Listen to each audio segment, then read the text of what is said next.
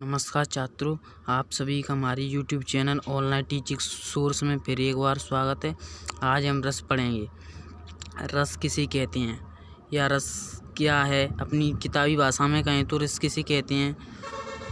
तो आइए जानते हैं रस के बारे में। वीडियो को एंड तक देखें, आपको पूरी डिटेल से बताऊंगा मैं। तो आइए बताता हूँ रस किसे कहते हैं। तो रस की परिभाषा जान लेते हैं। रस की परिभाषा गद्य या पद्य को पढ़ने या सुनने से दर्शक या श्रोता को जिस आनंद की अनुभूति होती है उसे हम रस कहते हैं। अपनी भाषा में, सरल भाषा में कहें तो किसी चीज़ को देखने, पढ़ने या सुनने से हमें जिस आनंद की अनुभूति होती है उसे हम रस कहते हैं। अब अगला क्वेश्चन देख लेते हैं। तो इसमें दिया है रस के अंगों के नाम लिखिए। या परीक्षा में पूछ लिया जाए कि रस के कौन कौन से अंग होते हैं, या रस के तत्वों के नाम बताइए, रस के अवयवों के नाम बताइए। तो हम इसको लिख सकते हैं। अंग, तत्व या अवयव सभी एक ही होते हैं। तो रस के अंगों के नाम हम पढ़ लेते हैं। रस के 4 अंग होते हैं या 4 अवयव होते हैं। तो हम लिख लेते हैं उत्तर में। उत्तर रस के 4 अंग होते हैं। कौन कौन से होते हैं आइए बताता हूँ मैं। फर्स्ट में स्थायी भाव,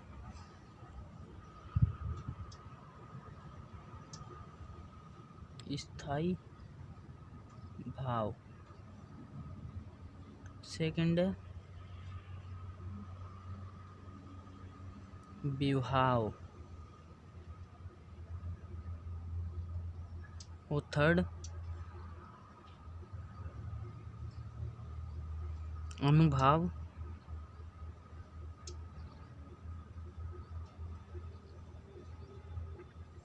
और फोर्थ है संचारी भाव।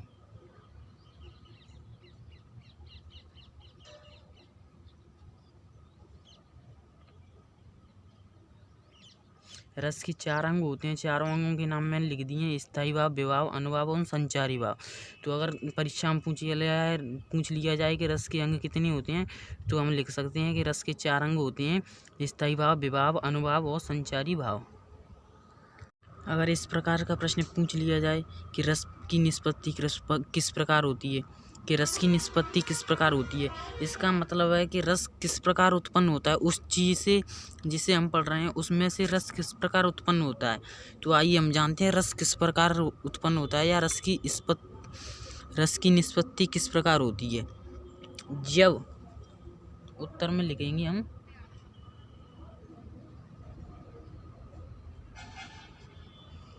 जब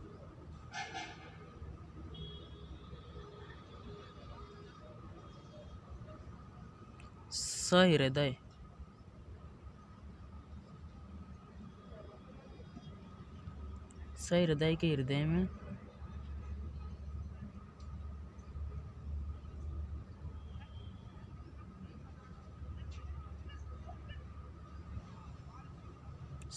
के हृदय में स्थायी भाव,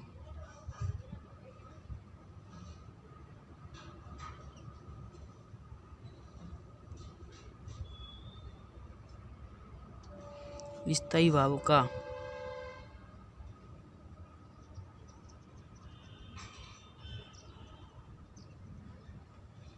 विभाव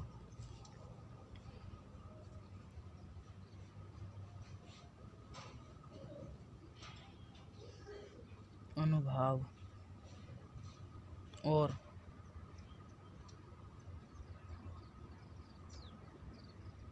संचारी भाव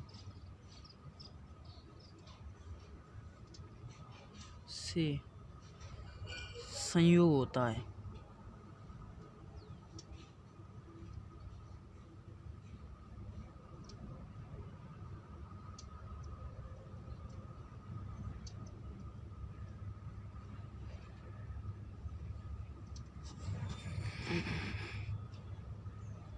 तब रस की निष्पत्ति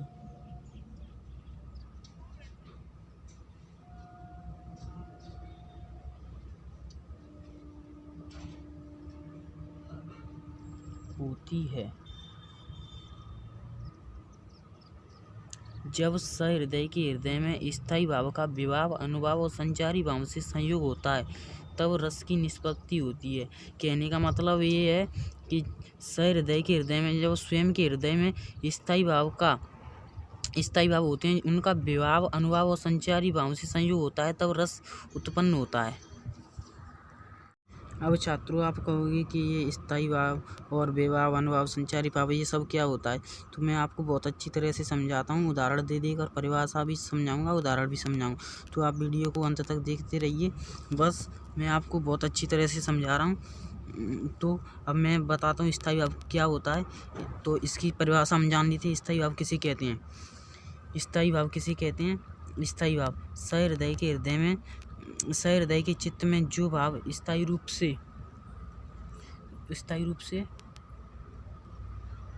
सुप्तावस्था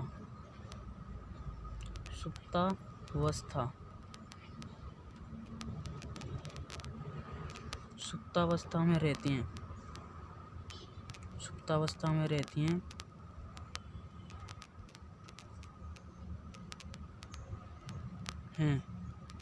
और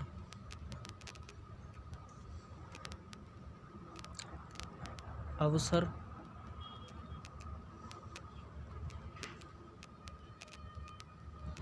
पाते ही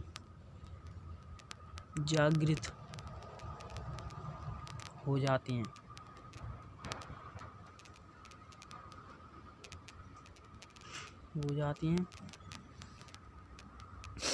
इन्हें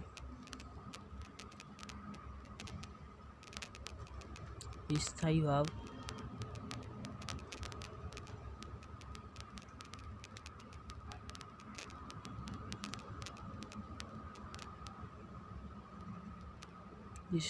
कहते हैं।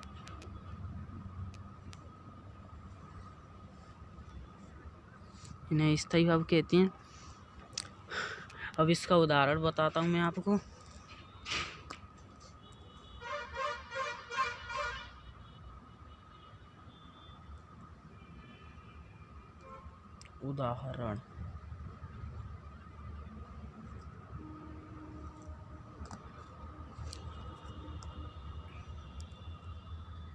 उदाहरण जैसे रति का होगा प्रेम।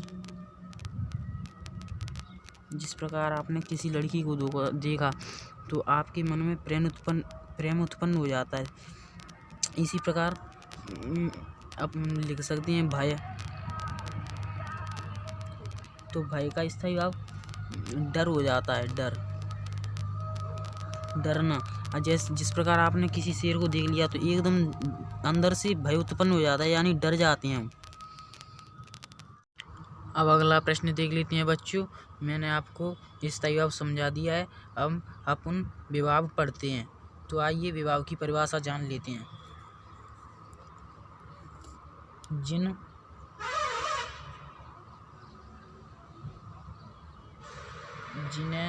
ये गलती से लिख गया है, जिन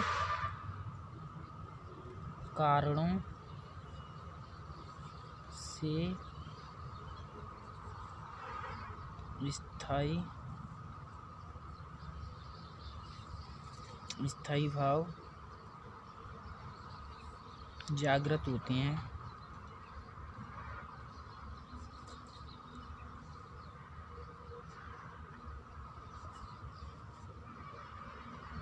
जिन कारणों से स्थायी भाव जागृत होते हैं उन्हें हम विभाव कहते हैं।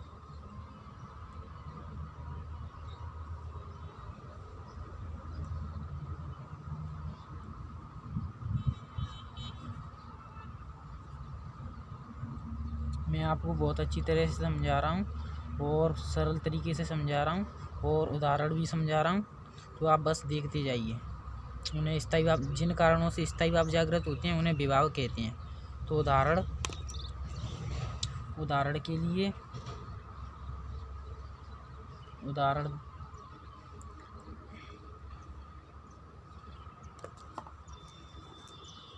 मैंने आपको पहले बताया था स्थायी भाव में, उसी प्रकार बताता हूँ। जैसे शेर को देखकर भयभीत होना,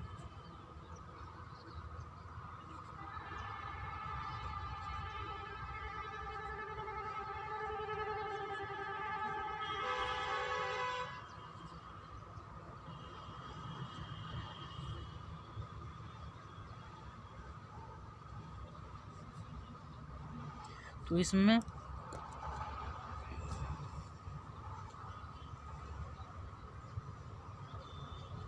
स्थायी भाव क्या होगा?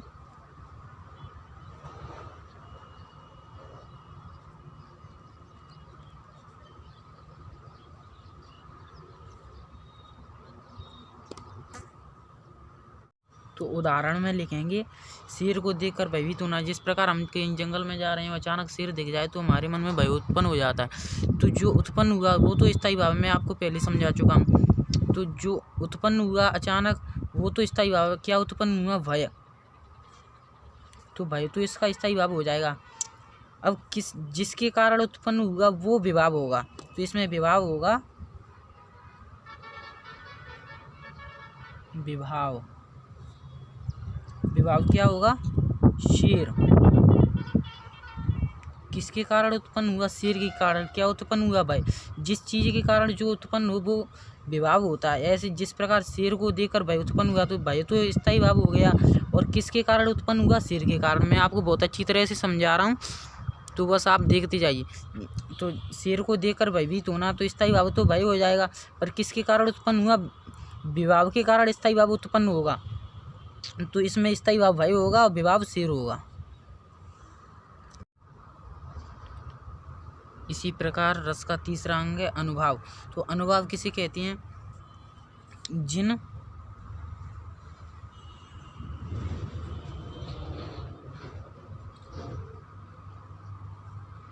स्थायी भाव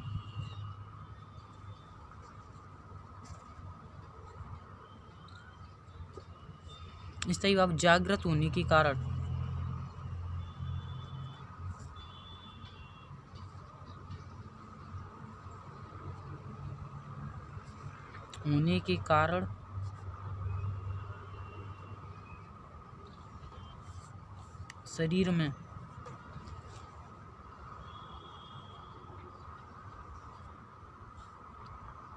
शरीर में जो शारीरिक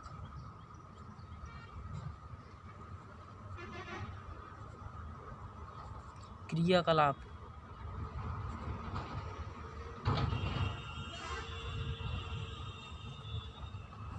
उत्पन्न होती हैं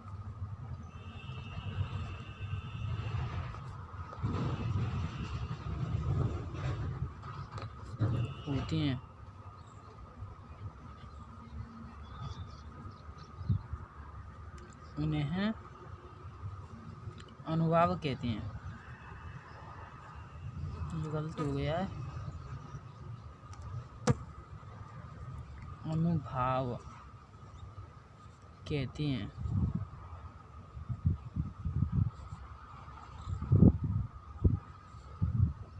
उदाहरण की जिन स्थायी भाव जो स्थायी भाव हमारे मन में जागृत होते हैं उनसे शरीर में जो हलचल पैदा होती है, उन्हें मतलब एक तरह से शरीर की हलचल पैदा होती है, वो ही हमारा अनुभव होता है। जिस प्रकार हम किसी शेर को देखें तो हमारा शरीर या तो हिलेगा, हम या भागेंगे या रोएंगे या चिल्लाएंगे। जो हम फिजिकल एक्टिविटी करेंगे शरीर के द्वारा, तो वही हमारा अनुभव होगा। मैं बार बार आपको एक ही उदाहरण इसलिए समझा रहा हूँ जिससे आपको बहुत अच्छी तरह से समझ आए। जिस प्रकार शेर को देखकर डरना, उदाहरण के लिए जो स्थायी भाव, इसमें मैं आपको पहले बता चुका हूँ। स्थायी भाव जब हम शेर को देखकर डरेंगे, जो डर हमारे मन में जो डर पैदा होगा वो तो स्थायी भाव होगा। जैसे स्थायी भाव डर हो गया, किसके कारण पैदा हुआ? विभाव के कारण। विभाव क्या है? शेर। अब इसमें अनुभव क्या होगा? तो अनुभाव हम जानते हैं। तो मैं अनुभाव बताता हूँ। जो हम शरीर के द्वारा एक्टिविटी करेंगे, जो शरीर हमारा क्रियाकलाप करेगा। अनुभाव जैसे जब हम शेर को देख के डरेंगे तो या तो हमारे मन में भय उत्पन्न होगा, तो हमारा शरीर कुछ क्रिया करेगा, जैसे चिल्लाएगा या भागेगा या हिलेगा। तो हम इसमें लिख सकते हैं अनुभाव के लिए, उदाहरण के लिए, तो चिल्लाना या भागना। हमारा शरीर या तो चिल्लाएगा डर के कारण, या फिर भागेंगे, या हम वहाँ से दौड़ेंगे। तो ये सब अनुभाव के उदाहरण हो जाएंगे शेर को देखकर डरने के लिए। ये आदि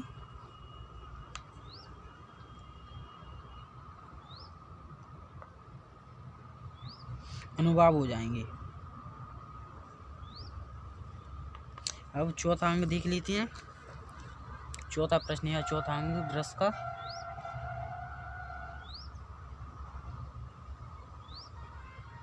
संचारी भाग।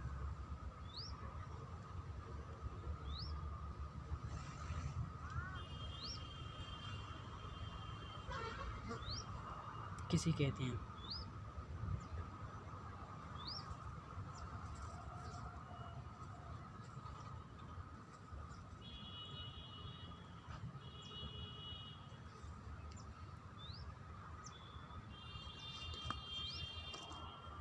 उत्तर में लिखेंगे आश्रय की चित्त में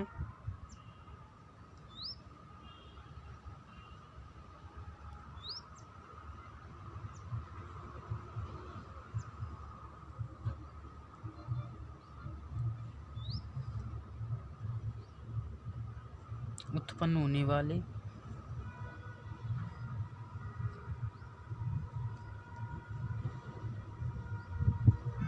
आश्रय के चित्त में उत्पन्न होने वाले अस्थिर मनोविकार।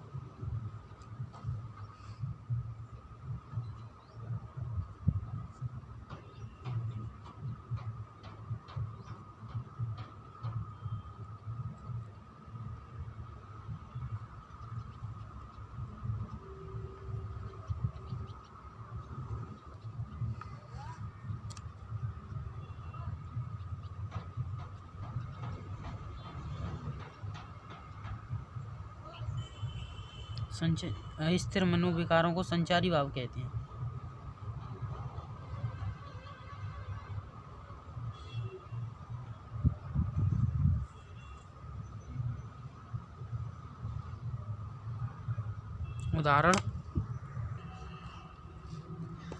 उदाहरण में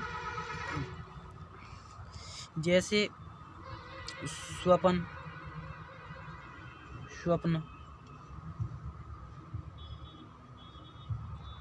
या फिर स्मृति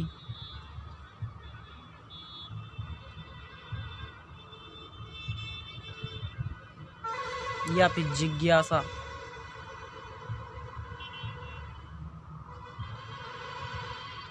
आदि कई स्थायी भाव हो सकते हैं। वो संचारी भाव होंगे। मैं स्थायी भाव बोल गया जल्दी में। संचारी भाव होंगे जो आते जाते रहते हैं हमारे मन में। आश्रय की चित्त में उत्पन्न होने वाले अस्थिर मनोविकारों को संचारी भाव कहते हैं।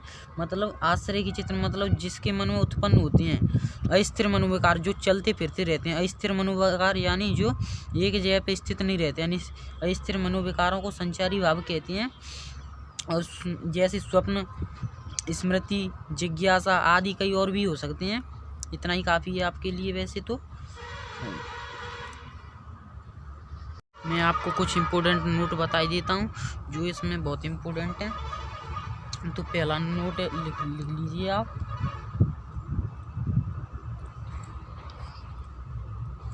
स्थायी भावों की संख्या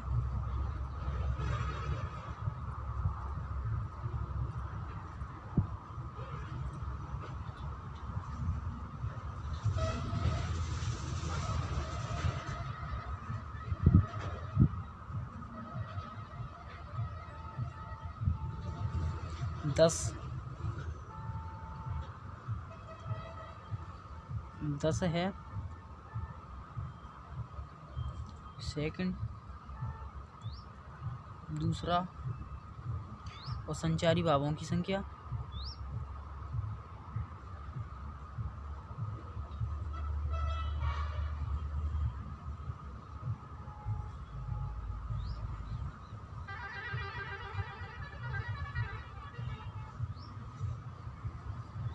33।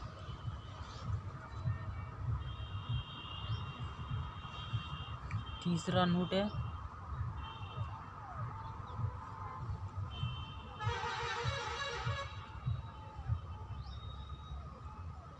संचारी भावों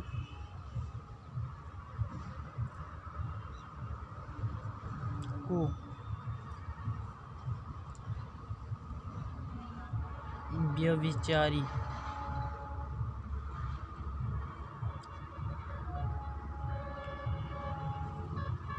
व्यभिचारी भाव भी कहा जाता है।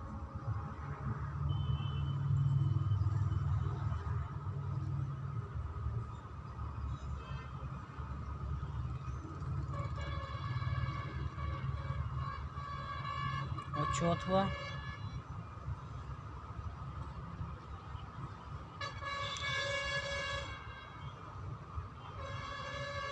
पहली रस नौ थे,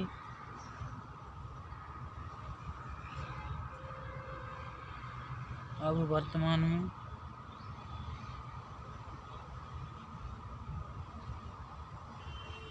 में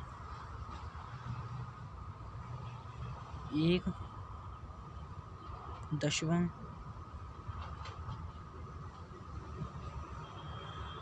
रस शामिल किया गया है।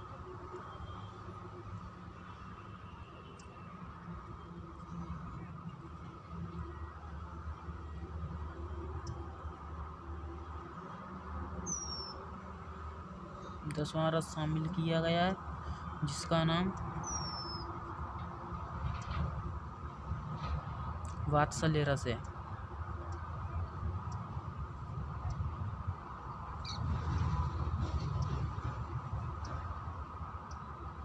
पहले रसों की संख्या 9 थी, पर अब एक और जोड़ दिया गया है वात्सल्य रस। और स्थायी भावों की संख्या 10 होती है। संचारी भावों की संख्या 33। और संचारी भाव को हम व्यभिचारी भाव भी कह सकते हैं। या पूछ लिया जाए व्यभिचारी भाव किसे कहते हैं, तो हम संचारी भाव की परिभाषा लिख सकते हैं। ये रस का पार्ट 1 है। पार्ट 2 आगे बताया जाएगा।